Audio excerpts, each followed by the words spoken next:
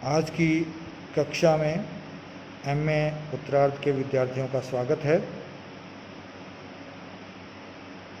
हम पूर्व में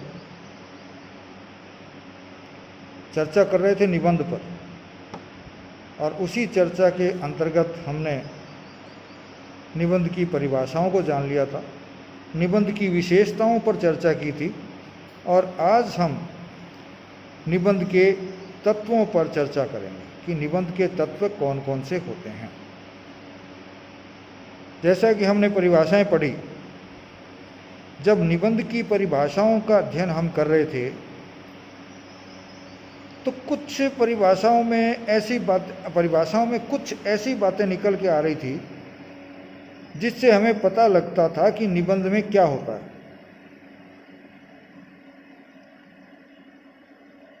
तो फिर उन्हीं तत्वों पर जब हम ध्यान केंद्रित करेंगे कि निबंध में क्या होता है, तो हम कह सकते हैं कि यदि ये चीज़ें होती है तो वह रचना निबंध है।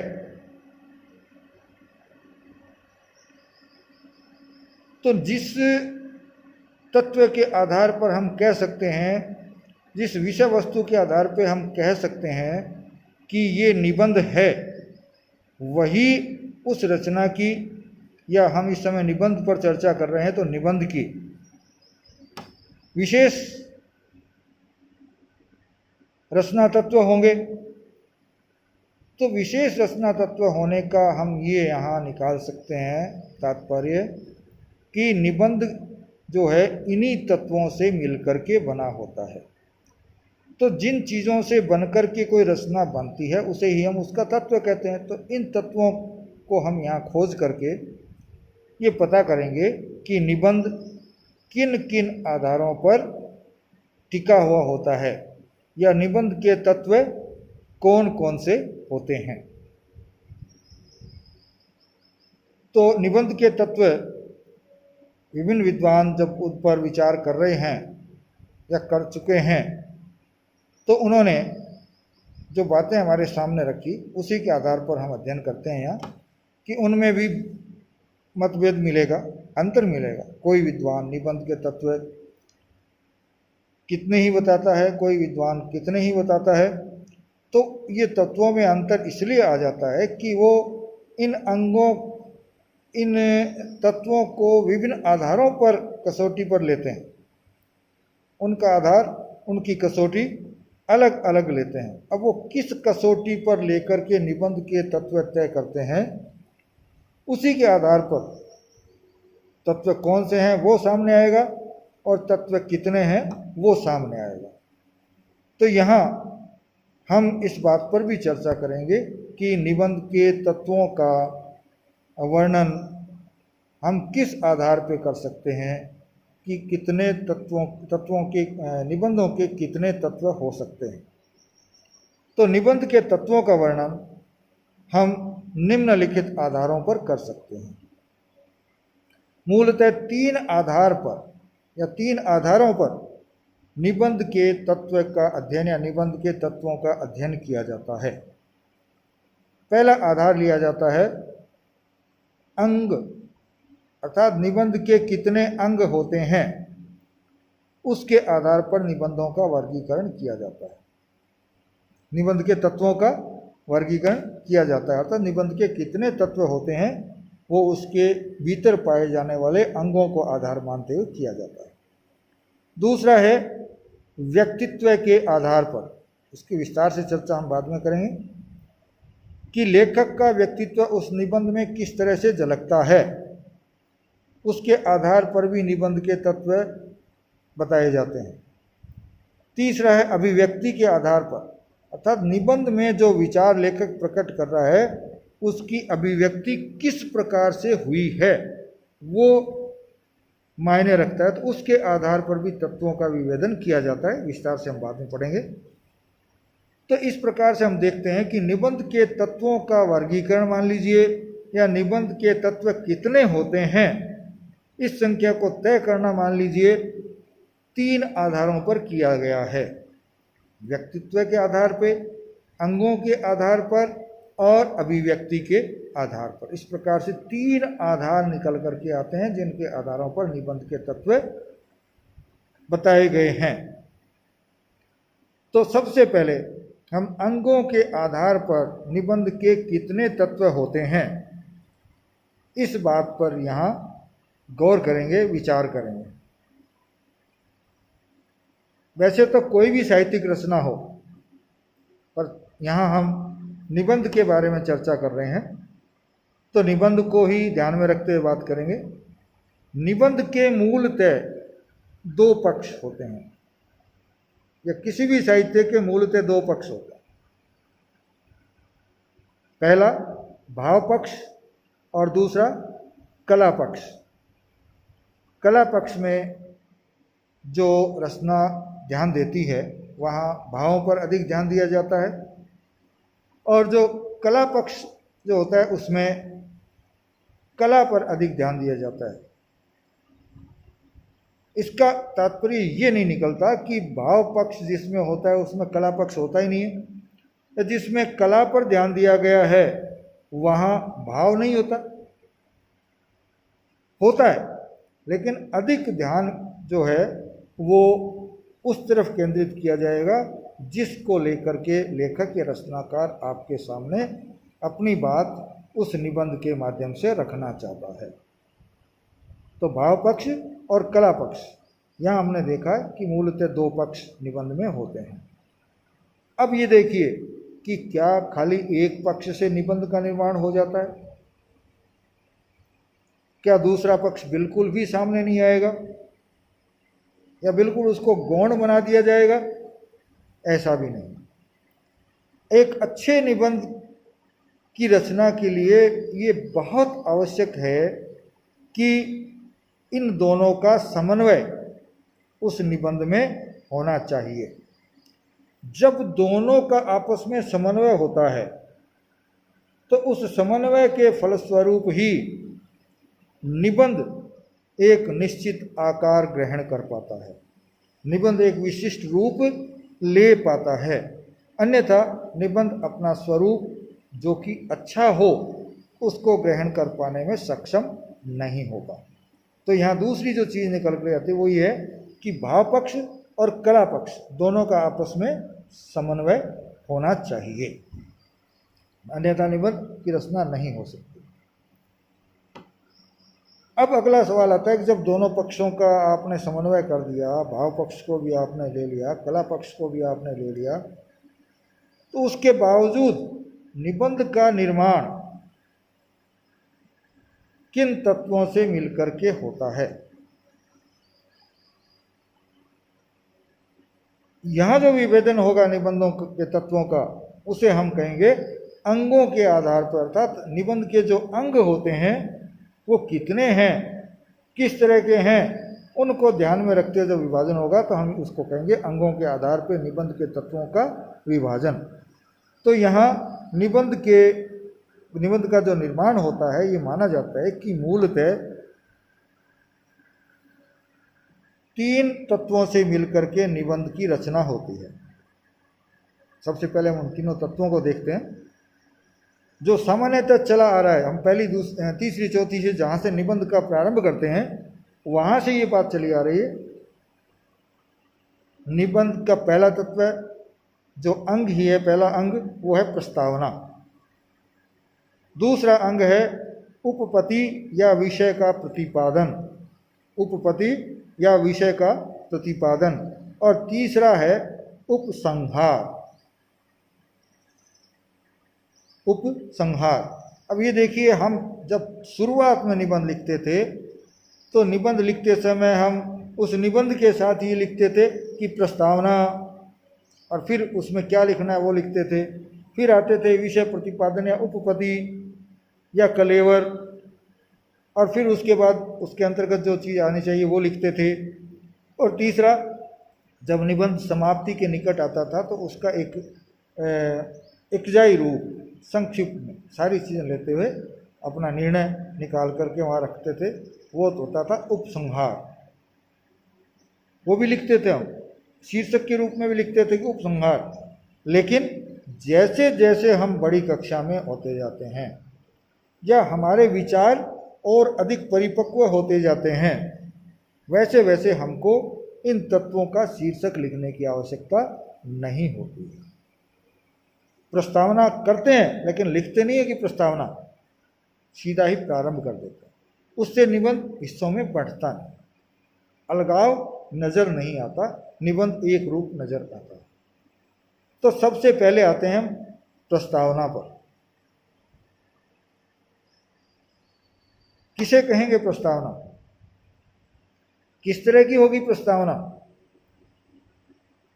हम अपने मस्तिष्क में या मन में उपस्थित जो विचार हैं, जो भाव हैं, उनको लेखक जो है पाठक तक लाना चाहता है। वो किस तरह से लाना चाहता है, किस तरह से सामने रखना शुरू करता है, वहां से प्रस्तावना शुरू होती है।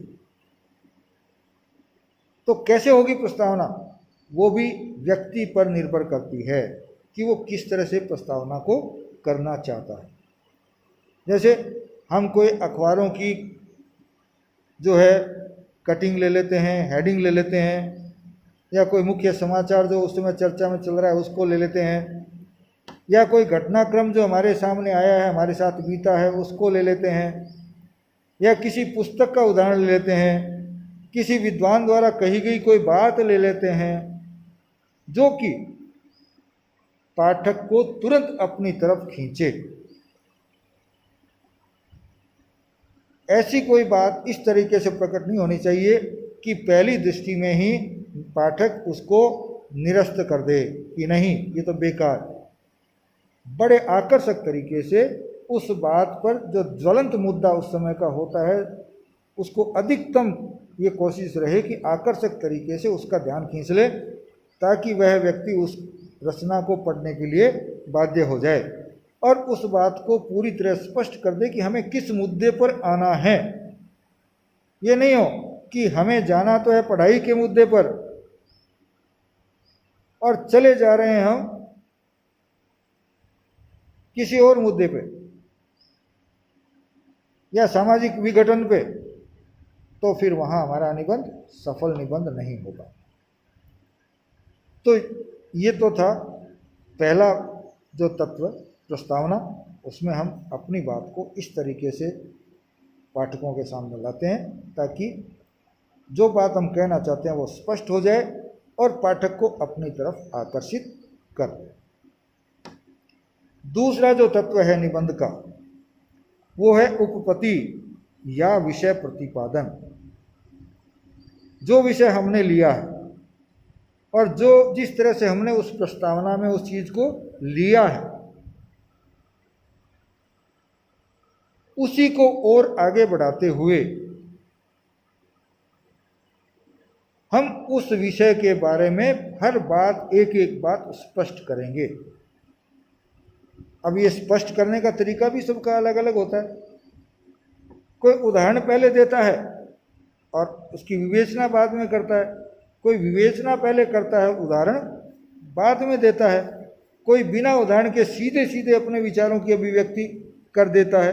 तो सबका कोई सरस शैली में लिखता है, कोई गंभीर शैली में लिखता है, सबकी अलग अलग शैली होती है। शैलियाँ भी बहुत सी बताई, हमने पहले अध्ययन किया है कि शैलियाँ कौन कौन सी हो सकती है। तो उन शैलियों में उन शैली के आधार पर अपनी बात को रखेगा। उस बात में वह जो जहाँ पर प्रस्तावना समाप्त मान सकते हैं वहाँ से वो उस बात को स्पष्ट करना प्रारंभ करेगा। मान लीजिए इस समय युद्ध की चीन के साथ चल रही है चर्चा। अब यदि हम लड़ाई की तरफ जाना चाहते हैं तो वो हो सकती है, और आर्थिक बंधन लगाने की बात होती है तो उस पर जा सकते हैं। वो हम प्रस्तावना में तय कर देंगे। फिर हम किस तरह से चीन को, हमारे पहले तो आर्थिक संबंध कैसे हैं, उसमें चीन की क्या स्थिति है, भारत की क्या स्थिति है, एक हल्का सा यहाँ स्पष्ट कर देंगे। फिर हम आएंगे कि आर्थिक प्रतिबंध यदि लगाए जाने हैं, आर्थिक प्रतिबंधों का क्या फर्क पड़ सकता है, यदि लगाए जाने हैं तो किस तरह से लगाए जाएं, भारत पर क्या दुष्प्रभाव हो सकता है वो स्पष्ट करें, चीन पर क्या दुष्प्रभाव होगा वो स्पष्ट करें, और उसमें भारत को फायदा हो रहा है या नुकसान अधिक हो रहा है वो स्पष्ट करें। तब जाकर के जब ये चीज़ें स्पष्ट हो जाएगी तो वहाँ आके हमारा जो उपपत्ति है या विषय प्रतिपादन का तत्व है वो पूर्ण हो जाता है। और यहाँ पर निष्कर्ष की तरफ जाने का एक इशारा भी हम कर देते हैं। फिर जो चौथी चीज, तीसरी चीज, जो तीसरा तत्व है उपसंहार, वो आता है। उपसंहार में क्या होगा? ऊपर हमने जिन जिन तत्वों की चर्चा की है, जिन जिन विचारों को लिया है, जिन जिन भावनाओं को साथ लेकर के चले हैं, उन सब को यहां एक साथ लेते हुए संक्षेप में उसके आधार पर हम किस निष्कर्ष तक पहुंच सकते हैं वो यहां स्पष्ट किया जाता है कि हमको चीन पर आर्थिक प्रतिबंध लगाने चाहिए या नहीं लगाने चाहिए। मैं उसी विषय को लेकर चल रहा हूं। उसमें भारत को फायदा है या नहीं है, चीन को उससे नुकसान होगा या नहीं होगा, इनको संकलित करते हुए उन पर एक निष्कर्ष निकालेंगे कि हमको चीन पर आर्थिक प्रतिबंध लगाने पर फायदा होगा और चीन को अधिक नुकसान होगा, अतः हमें ये लगाना चाहिए। फिर यदि नहीं लगाते हैं, हम लोग लापरवाह रहते हैं, तो उस पर एक छोटी सी चर्चा करनी चाहिए, बहुत छोटी संक्षेप। और नहीं लगाते हैं उसका दुष्परिणाम क्या होगा वो भी एक दो पंक्तियों में हम बता सकते हैं। लगाएंगे तो हमको क्या फायदा होगा वो भी हम यहाँ स्पष्ट करेंगे। तो इस प्रकार से हम ये देखते हैं कि यहाँ हमारा निबंध जब हम निष्कर्ष निकाल देते हैं या कोई विचार मुख्य तौर पर स्पष्ट करके छोड़ देते हैं तो वहाँ हमारा निबंध पूर्ण हो जाता है। तो उपसंहार निबंध को पूर्णता की तरफ ले जाता है। उपसंहार निबंध को पूर्णता की तरफ ले जाता है। तो हमें यहाँ निबंध का पूर्ण करना ही होगा। तो ये तीन जो तत्व हैं निबंध के वो माने गए हैं। किसके आधार पे? अंगों के आधार पे। ये हम तीसरी चौथी कक्षा से पढ़ते हैं, लेकिन इसको एक बार स्पष्ट करना हमारे लिए आवश्यक था कि निबंध के कितने तत्व होते हैं। हम प्रस्तावना हम जानते हैं, उपपत्ति हम जानते हैं, उपसंहार हम जानते हैं, लेकिन एक बार पुनरावृत्ति कर लेना हमारे लिए आवश्यक होता है। हम अगले व्याख्यान में स्पष्ट करेंगे व्यक्तित्व के आधार पर, और यदि समय मिलता है तो अभिव्यक्ति के आधार पर हम देखेंगे कि निबंध के कितने तत्व हो सकते हैं। अब यहाँ जो प्रश्न बनता है वो मैं आपको बता देता हूँ और आप इन प्रश्नों को हल करने की कोशिश कीजिएगा। ये मत मानिए कि मैं आपको दे रहा हूँ इसलिए करना है, बल्कि आप जब कोई अध्ययन करते हैं तो आपके दिमाग में जो प्रश्न उठते हैं उन प्रश्नों का हल भी आप जहाँ से हमको ये प्रश्न उठाए उसी में से ढूंढ करके निकालना होता है। तो आप इस प्रश्न को हल करने की कोशिश करेंगे। निबंध पूछना है निबंध के तत्व कितने होते हैं, निबंध के कितने भेद होते हैं? नहीं, ये प्रश्न है निबंध के तत्व कितने हो सकते हैं। विभिन्न आधारों पर इसकी विवेचना कीजिए। तो आप कितने भेद बताएंगे? आधार लेंगे, 3 आधार लेंगे। पहले तो अंगों के आधार पे, व्यक्तित्व के आधार पे और अभिव्यक्ति के आधार पे, और तत्पश्चात अंगों के आधार पे कौन कौन से, व्यक्तित्व के आधार पे कौन कौन से, और अभिव्यक्ति के आधार पर कौन कौन से होंगे, वो सारी चर्चा या दिक्कत जो करना है आपको उत्तर इसमें लिखेंगे। लेकिन अभी सिर्फ मैं अंगों के आधार पर निबंध के कितने भेद होते हैं प्रत्येक को स्पष्ट कीजिए। तो ये आपके प्रश्न बनता है और उसका हल आप बैठ करके करने की कोशिश करेंगे। आप लोग उत्तर लिखने में उत्तरोत्तर और अधिक सक्षम और अधिक अच्छे होते जाएंगे और परीक्षा में आपको उत्तर लिखने में कोई दिक्कत नहीं आएगी यदि आप इस तरह से प्रश्नों का हल लगातार करते जाते हैं। इसी के साथ मैं अपने बात को यहाँ विराम देता हूँ। धन्यवाद।